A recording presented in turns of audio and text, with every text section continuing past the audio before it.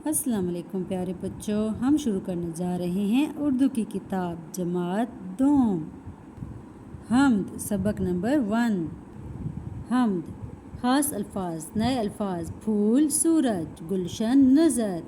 سبھی کچھ خدا کا بنایا ہوا ہے، یہ گلشن اسی کا لگایا ہوا ہے۔ یہ خوشبو، یہ خوش رنگ پھول اور پھل پیارے پیارے، یہ دن اور سورج، یہ چاند اور تارے، ہر ایک شے پہ میرے خدا کی نظر ہے۔ وہ سب جانتا ہے، اسے سب خبر ہے۔ اجالا ہو یا چھا رہا ہو اندھیرا، ہے اس کی نظر میں ہر ایک کام میرا۔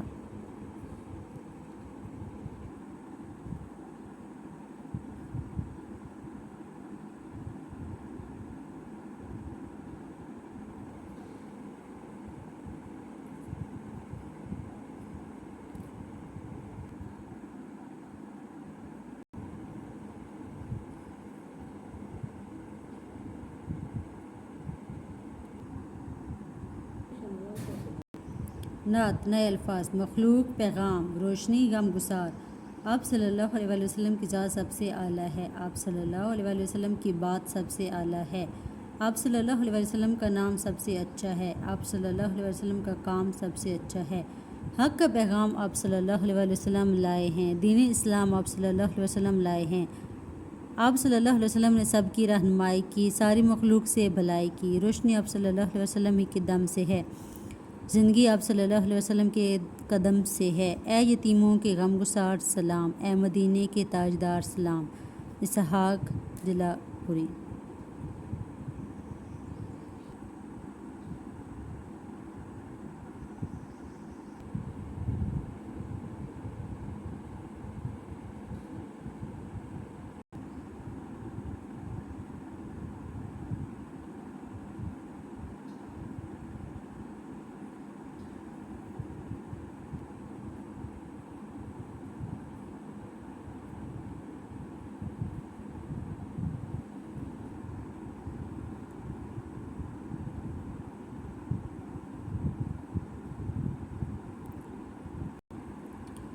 سیرت نبی حضرت محمد رسول اللہ خاتم النبی صلی اللہ علیہ وآلہ وسلم۔ نئے الفاظ: معمول، نمونہ، پہل، میوہ، تلقین، شفقت۔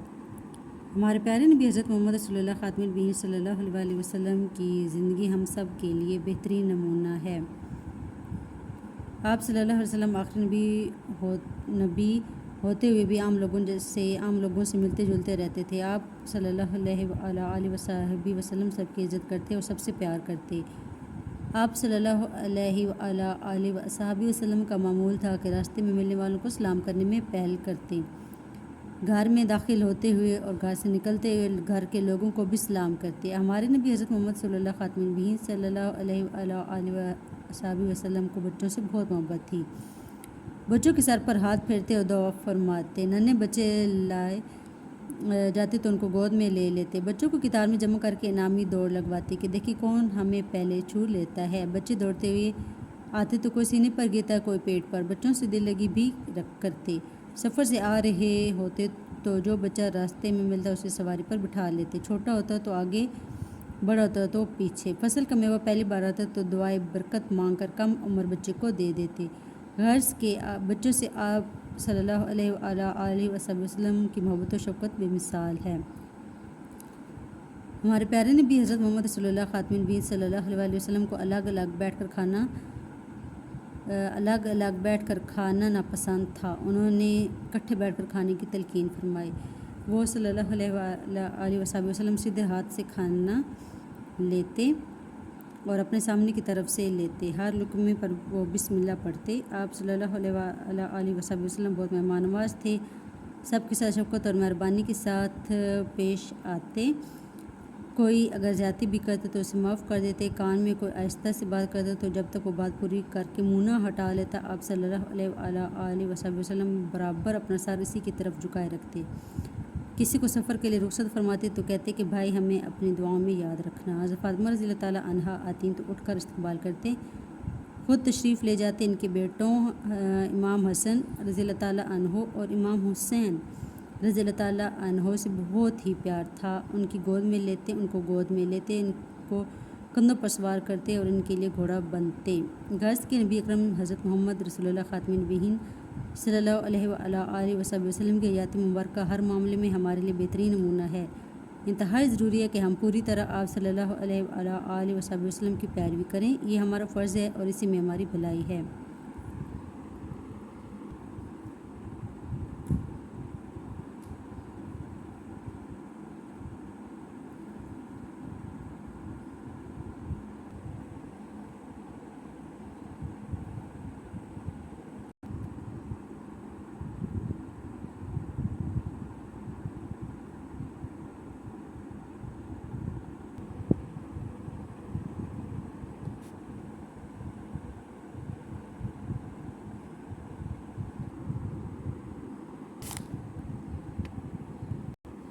وقت کی پابندی، نئے الفاظ: پابندی، مقابلے، مشق، جتنا، خیال، کھیلنے۔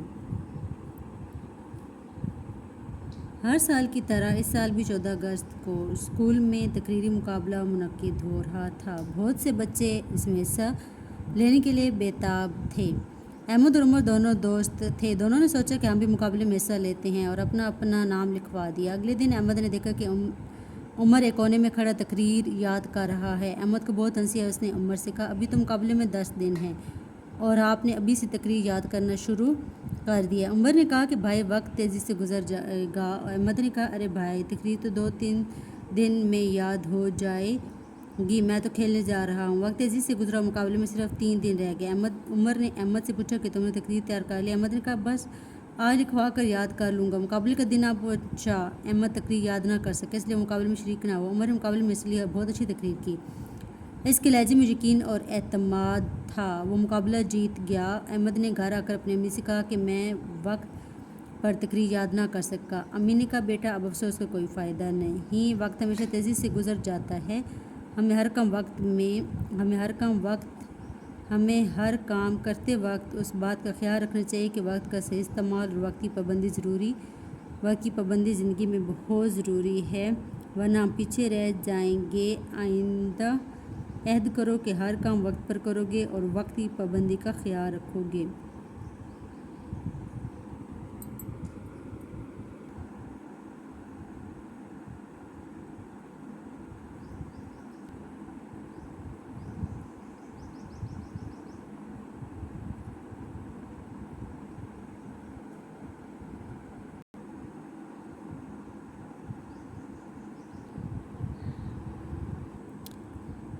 سیر و سیاحت، نئے الفاظ: سیر و سیاحت، خطرناک، حویلیاں، پھسلنے، بارش، ڈیم۔ پیارے بچوں، زندگی میں ہم سب اپنے اپنے کاموں میں مصروف رہتے ہیں، بچے ہوں یا بڑے، سب روزمرہ کے کام کرتے رہتے ہیں، لیکن کبھی کبھی گھومنے پھرنے کو بھی دل چاہتا ہے۔ کبھی ہم پارکوں میں جاتے ہیں تو کبھی سیر و تفریح کے لیے کسی دوسرے شہر جاتے ہیں۔ بعض اوقات کوئی خاندان یا چند دوست کسی دوسرے علاقے میں جا کر کچھ روز ٹھہرتے ہیں اور گھومتے پھرتے رہتے ہیں، اسے سیر و سیاحت کہتے ہیں۔ آپ نے بہت سے سیاحی مقامات اور بہت ساری جگہوں کے بارے میں سنا ہوگا۔ آئیے ہم آج آپ کو ایسی جگہ کے بارے میں بتاتے ہیں جو ہے تو قدیم، لیکن سیاحوں نے اب اس جگہ کا رخ کیا ہے۔ امبریلا واٹر فال، یہ ایک ایسی آبشار ہے جو سجی-کوٹ، ضلع ایبٹ آباد میں واقع ہے۔ یہ حویلیاں سے تقریباً 27 کلومیٹر دور ہے۔ اس تک پہنچنے کے لیے ایک گاؤں پونس سے تقریباً 45 منٹ تک پہاڑ سے نیچے اترنا پڑتا ہے۔ جب آپ حویلیاں سے سجی-کوٹ کی طرف جاتے ہیں تو راستے میں ایک چھوٹا سا خوبصورت ڈیم نظر آتا ہے جسے کیالا ڈیم کہتے ہیں۔ تمام تر راستہ بہت خوبصورت ہے، ہر طرف پہاڑ اور سبزہ ہے۔ نیچے اترنے کا راستہ زیادہ خطرناک تو نہیں، لیکن احتیاط سے اترنا پڑتا ہے۔ اگر بارش کا موسم ہو تو پھسلنے کا خطرہ بڑھ جاتا ہے۔ اس آبشار کو امبریلا واٹر فال اس لیے کہتے ہیں، یہ پہاڑ سے اس طرح کے فاصلے سے نیچے کی طرف گرتی ہے کہ بالکل چھتری کا گمان ہوتا ہے۔ یہاں پر قوس قزح کا منظر بھی بہت دلکش ہوتا ہے۔ جب سورج کی روشنی پانی کے قطروں پر پڑتی ہے تو ایک سے زیادہ قوس قزح دیکھی جا سکتی ہے۔ یہاں پر جانے کا اصل مزہ گرمیوں میں ہے، کیونکہ سردیوں میں تو پانی بہت ٹھنڈا ہو جاتا ہے، اس لیے اس میں نہانا ممکن نہیں ہوتا۔ گرم اور معتدل موسم میں وہاں جانے اور گھومنے کا الگ ہی مزہ ہے۔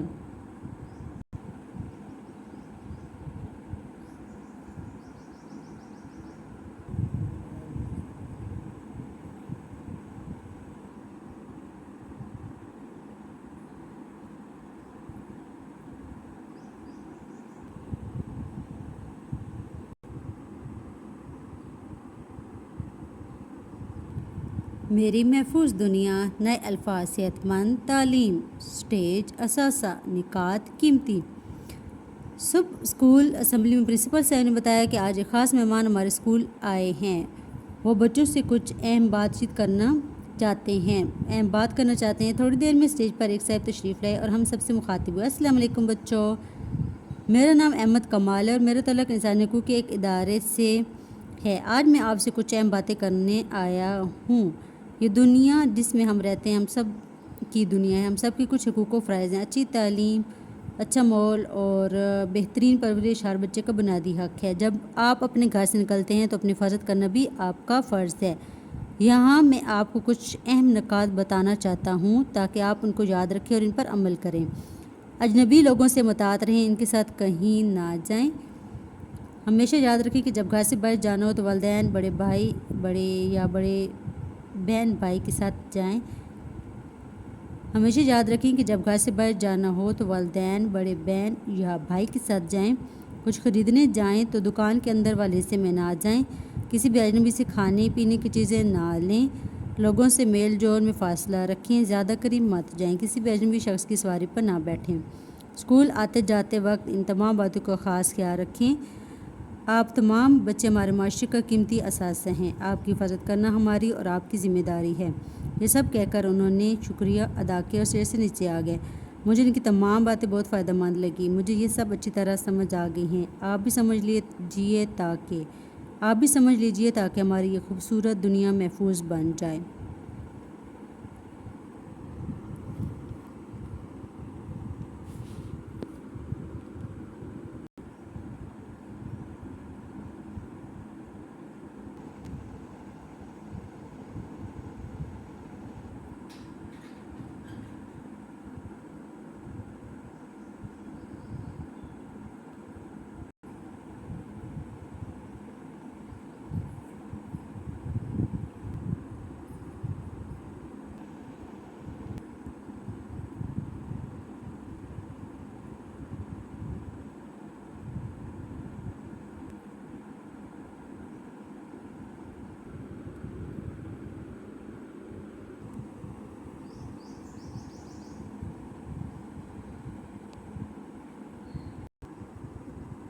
اچھا بچہ، نئے الفاظ، چستی ارادہ، جھولا صحرا، سلجھ ورزش۔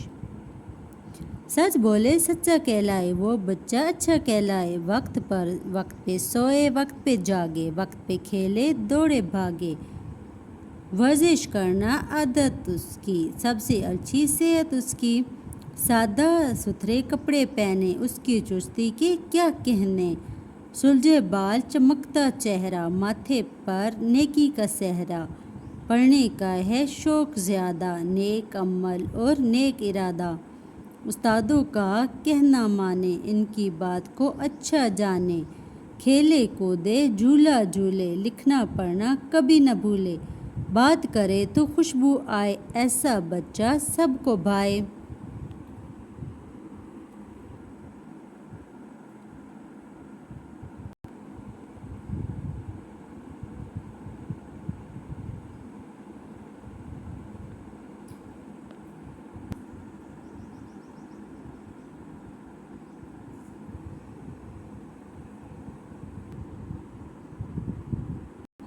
کفایت شعری، نئے الفاظ، نعمت مشتمل، استعمال، ذخائر، ضائع، میسر۔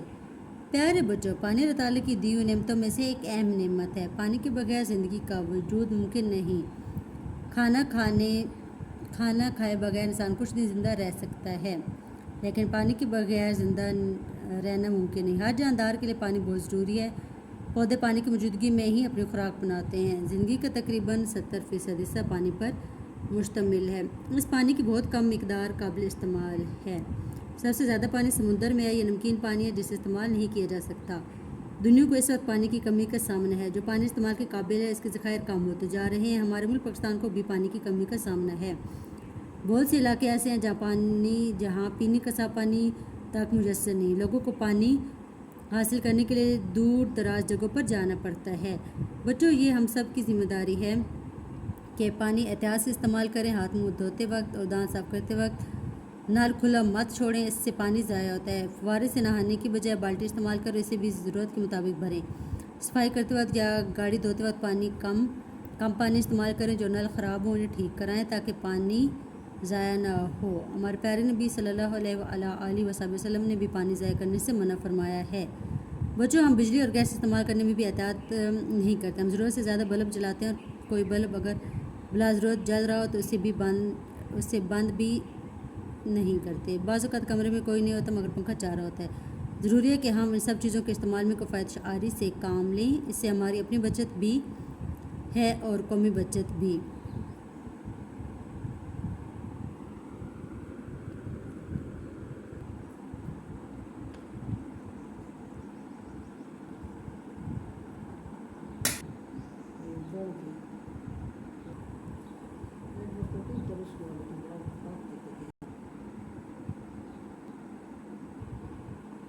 صفائی نصف ایمان ہے۔ نئے الفاظ: تحائف، لفافے، گندی، شکریہ۔ ردا اور صبا بہت خوش تھیں۔ ان کے ماموں جان آج کراچی سے آ رہے تھے۔ دوپہر تک ماموں جان آ گئے۔ ماموں جان ان کے لیے بہت سے تحائف بھی لائے، ان میں چاکلیٹ بھی شامل تھی۔ ماموں جان نے وہ سب چیزیں ان دونوں کو دے دی۔ دونوں نے ماموں جان کا شکریہ ادا کیا۔ انہوں نے تحائف امی کو دیے اور کچھ چاکلیٹیں لے کر ٹیرس پر آ گئیں۔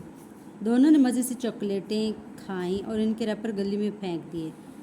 ماموں جان نے جب انہیں یہ سب کرتے دیکھا تو کہا، دیکھو بیٹا، صفائی اور پاکیزگی ہمارے ایمان کا حصہ ہے۔ ہمیں اپنے جسم، لباس وغیرہ صاف رکھنے کے ساتھ ساتھ اپنے ماحول کو بھی صاف رکھنا چاہیے۔ ہمیں نہ صرف اپنے گھر کو صاف رکھنا چاہیے بلکہ اپنے محلے، اسکول اور جہاں ہم آتے جاتے ہیں ان جگہوں کی صفائی کا بھی خیال رکھنا چاہیے۔ تفریح گاہوں اور سڑکوں پر بڑے بڑے کوڑے دان رکھے ہوتے ہیں، ہمیں کوڑے دان میں ڈالنا چاہیے۔ چلتی گاڑی میں سے کبھی بھی چیز کے لفافے باہر نہیں پھینکنے چاہیے، اس سے نہ صرف سڑکیں گندی ہوتی ہیں بلکہ بعد میں آنے والوں کو بھی مشکلات کا سامنا کرنا پڑتا ہے۔ اکثر ہماری اس غلطی سے لوگ حادثات کا شکار بھی ہو جاتے ہیں۔ ردا اور صبا نے ماموں جان سے معذرت کی۔ دونوں باہر گلی میں پھینکے ہوئے ریپر اٹھا کر لائیں اور کوڑے دان میں ڈال دیے۔ دونوں نے ماموں جان سے وعدہ کیا کہ آئندہ وہ صفائی کا پورا خیال رکھیں گی اور نہ صرف اپنا گھر بلکہ اپنے ارد گرد کا ماحول بھی صاف رکھیں گی۔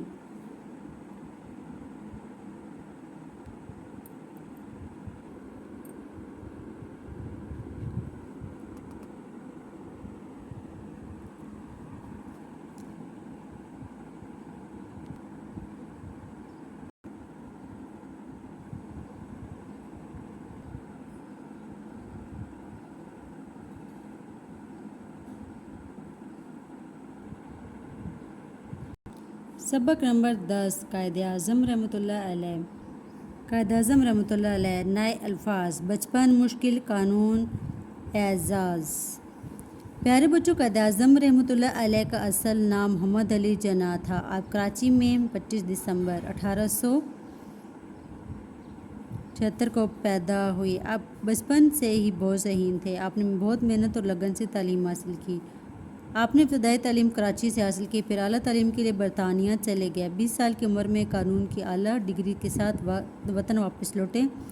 اس وقت ہندوستان کے مسلمان آزادی کی جدوجہد کر رہے تھے۔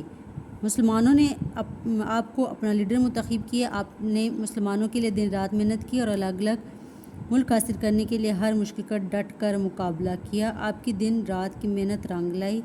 14 اگست 1947 کو پاکستان دنیا کے نقشے پر ابھرا۔ پاکستان بننے کے بعد آپ نے ملک کی ترقی کے لیے کام شروع کیا۔ دن رات کی انتھک محنت کے باعث آپ کی صحت خراب رہنے لگی۔ آپ پاکستان بننے کے صرف ایک سال بعد ہی 11 ستمبر 1948 کو انتقال فرما گئے۔ آپ کا مزار کراچی میں ہے۔ قائد اعظم رحمۃ اللہ علیہ بچوں سے بہت پیار کرتے تھے، بچوں کو قوم کے مستقبل کے معمار کی حیثیت سے دیکھتے تھے۔ ہمیں بھی اپنے رہنما کے نقش قدم پر چلتے ہوئے اپنے ملک کی ترقی و خوشحالی کے لیے دن رات محنت کرنی چاہیے۔